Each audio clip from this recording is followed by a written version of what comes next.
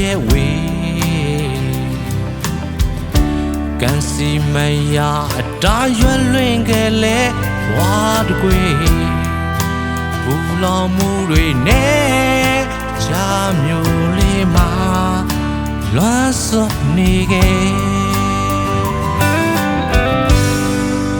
နေချင်တာပေါ်ခမရဲ့နာ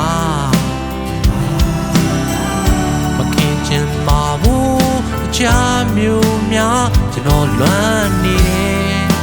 ဒီမျိုးလေးကိုတန်တာတတိယလို့နေစေတော့ရမနေရပေမဲ့ပျော်ရွှင်ဖို့ခွဲပြောရမနေလိုက်ချင်တယ်ဟိုပြီမျိုးလေးရေတင်ဟာကျွန်တော်တို့တော့ဒုတိယအိမ်လေးပဲ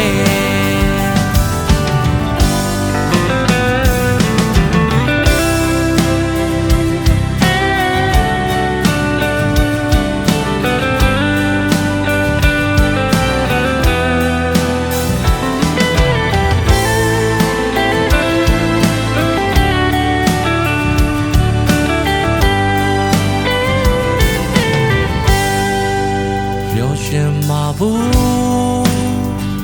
ခမရဲ့ဝေကန်စီမယာအတားရွယ်လွင်ခဲ့လေဝါတကွေဘူလောင်မှုတွေနဲ့ချာမျိုးလေးမှာလွမ်းစွတ်နေခဲ့နေချင်တာပေါ်ခမရဲ့နာမခင်ချင်ပါဘူးချာမျိုးများကျွန်တော်လွမ်းနေတယ်ဒီမျိုးလေးကိုတန်တာတတိယလို့နေစေတော့ရမနေရပေမဲ့ပျော်ရွှင်ဖို့ခွဲပြောရမနေလိုက်ချင်တယ်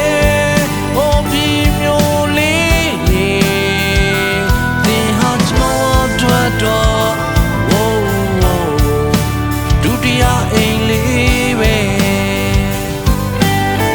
တော့ရမနေရပေမဲ့ပျော်ရွှင်ဖို့ခွဲပြောရမနေလိုက်ချင်တယ်ဟိုပြီမျိုးလေးရေသင်ဟာကျွန်တော်တော့ဒုတိယအိမ်လေးပဲ